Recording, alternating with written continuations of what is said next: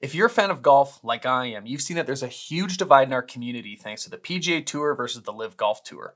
I wanted to break down my opinions on both leagues and tell you guys where I think the future of golf is headed. Let's get into it. What's up, golfers? Today we got to dive into the PGA Tour versus the LIV Golf Tour. So the thing that I hate the absolute most about this LIV Golf Tour versus PGA Tour is that divide that it's creating in the golf community. I can go on any comment section on YouTube, Instagram, Facebook, Twitter, and there's just a huge divide of people that are either strongly for the PGA Tour or strongly for the LIV Golf Tour. Like, why can't you just watch both? Without question, the biggest draw for this tour has been the money purses to the players. The first event, Charles Schwartzel won like over $4 million. These guys are all individual contractors, and it makes total sense for the guys that aren't making a killing on the PGA Tour to jump ship and make some big time money on the LIV Golf Tour. What I'm finding though, in reading all these comments, is that this has become way more political. You're either into politics or you're not, and I'm personally not a huge political guy, and I'm not gonna argue with someone in a comment section about the ethics of Saudi Arabia, because that's what it's really become. It's not about golf, it's about where this money is coming from. So I'm interested in a hypothetical sense, if LIV Golf Tour was funded by a different country, how many people would be digging up dirt on that country just because they're so opposed any other tour other than the PGA Tour? So without being political, I'm just going to reference things that I've seen online. And the biggest complaint from people that are for the PGA Tour is that the LIV Golf money comes from the Saudis, which there is a history of poor ethics and treatment of people, which is totally fair. On the other end of the spectrum, let's take Augusta National, for example, who didn't let women play on the grounds for how long? It's tough to point the finger at one when a lot of times there's things going on in our own backyard that maybe we're either oblivious to or we turn a blind eye to. Again, I'm not siding with either side, but I just see that being the biggest argument for people that don't like the LIV Golf so far. Why I see the LIV Golf posing a legitimate threat to the PGA Tour is because some big names have already jumped ship. So let's talk with the obvious. Phil Mickelson makes total sense. He's declining, wants to make more money, and he's got a lot going on in his life, okay? Some recent additions are Bryson DeChambeau, who's one of the biggest names in golf. Bryson DeChambeau definitely moves the needle. He is a huge advocate for the game of golf, and him moving over there, as he said, is a business decision. Some other guys who move over there is Patrick Reed. Who gives a shit about Patrick Reed? There's some other big names that are rumored to be moving. So the most recent names rumored to be moving are Victor Hovland, Collin Morikawa, arguably one of the best ball strikers since Tiger Woods. And the third is Xander Schauffele, the most recent Olympic gold medalist. If those three guys move, it's a huge threat to the PGA Tour because this is some of the biggest competition for all the guys on the PGA Tour. Another golfer moving over is Ricky Fowler. That makes sense that he's having some struggles with his game, so maybe he can get some more confidence moving to the LIV Golf Tour. It'd be awesome if Ricky could win. Another guy looking to move over is Matt Wolff. There's another guy kind of changing the game of golf with just the way that he swings. His coach, George Gankis, has a ton of followers, and his biggest student is Matt Wolff. Another reason why I see the LIV Golf Tour being a legitimate threat is because of all the up-and-comer golfers. These 16, 17, 18-year-olds that are either going into college or getting out of college where they want to play. So for these guys that are considering going and grinding on the Korn Ferry Tour or even the Canadian Tour, the Latin American Tour, that all of these tours are very expensive to either live on with the hopes of getting onto the PGA Tour. It's just such a grind and it costs a ton of money that I can see a lot of these guys that are up and coming going to the LIV Tour to make some money like right out of college. Some of the guys on the PGA Tour that have been very vocal about their disappointment in guys leaving the PGA Tour to go to the LIV Golf Tour are some of the poster boys of the PGA Tour. Justin Thomas, Rory McIlroy, Jon Rahm. These are guys that are close to chasing some of the biggest names in golf, and for them, they have a ton of money, so money's no worries. For them, it's kind of about legacy. I see them being disappointed because in order to be the best, you want to beat the best. So a guy like Justin Thomas that's chasing a bunch of majors would way rather be beating guys like Dustin Johnson and Bryson DeChambeau and other guys that are at the top of their game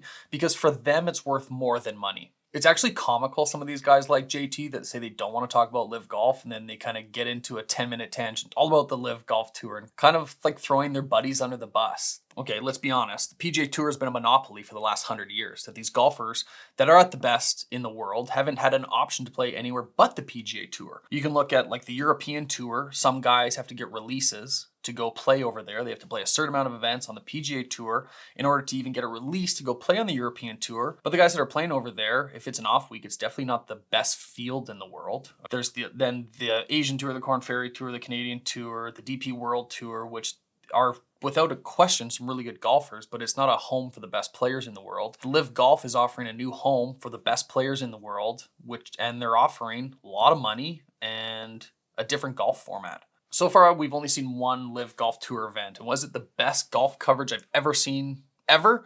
No. But is the PGA Tour the best golf coverage I've ever seen ever? No. I really think that there's still a void in the way that golf is broadcasted, that I think it could still be better. But I think that LIV Golf is putting a more progressive approach on trying to make golf more interesting, with them lessening the rounds. So there's only 3 rounds and it's a shotgun. One thing that is kind of annoying as a viewer of golf is that in order to see the guys in the final group, you gotta watch like 4 hours of coverage to even get there. LIV Golf is kind of not really taking up your entire day or your entire weekend just to watch some golf. It's different and it's progressive, and at least they're trying to make it better for the viewers and better for the golfers, that I really don't understand why there's this big divide and you can either be only for the PGA Tour or only for the LIV Golf Tour. Like, I really just don't understand why you can watch both. Let's talk about the team golf in LIV Golf. So right now there's 12 teams, 48 players. Each week they get points based on how their players finish. Right now they're just nobody teams. They're just, it looks like a create a pro from any video game, that they look like kind of lackluster teams. Let's say LIV Golf becomes way more mainstream and the sponsors are starting to buy teams. Hypothetically, let's say Red Bull doesn't give a fuck and they want to buy a team. So now Dustin Johnson's team is now Team Red Bull. And let's say Mercedes wants to buy a team. So now Bryson Dechambeau's team is now Mercedes. That's a bad example because he's sponsored by Bentley, but I think you understand where I'm getting from. This has the potential for a ton of money to be pumped back into the sport. I'm trying to think in the course of history if anything similar has happened in sport leagues. So off the top of my head, I'm thinking of soccer or football for any of our European followers. There's obviously like the Champions League and then MLS in America. So a lot of older past prime players have moved to the MLS to still continue to play, to also get paid, and to help grow the game in a non-traditional market. The only other comparison that I can see in professional sports is in wrestling. It's obviously scripted television, but at the time it was the WWF versus the WCW. The WCW came in as the new hot commodity, funded by Ted Turner, who founded CNN, which eventually became TBS. And he started poaching guys from the WWF, no different than what the guys in the LIV Golf Tour are doing to the PGA Tour.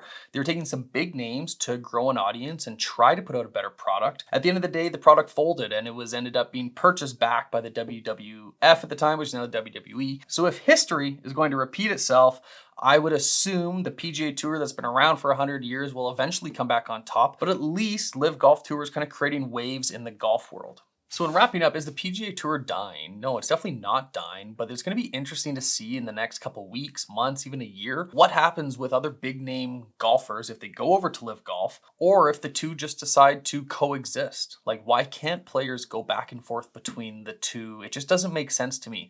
It's annoying that Jay Monahan has such a monopoly on the PGA Tour, and for as much as he says he's for the players, he's really for the PGA Tour, and it's up to the players to decide what's best for them. I don't think it's fair to now all of a sudden hate golfers because they're going to plan another tour just to better their lives and the lives of their family. And I think as golf fans, it's okay for us to want to watch both. Like, if there's a new product, why wouldn't you want to watch it? I don't think you have to be rude or mean to people that want to watch one or watch the PGA Tour. It should be up to you as the viewer. I think it's an exciting time for golf. Golf is definitely growing. And if you guys are new here, make sure you smash subscribe and turn on post notifications so you can see our future videos and keep up with the channel. I'd love to know in the comments what you guys think of the LIV Golf Tour and the future of the PGA Tour. Comment below and I'm interested to see what happens, but just be nice down there. That's all for us today. We'll check in with you next time.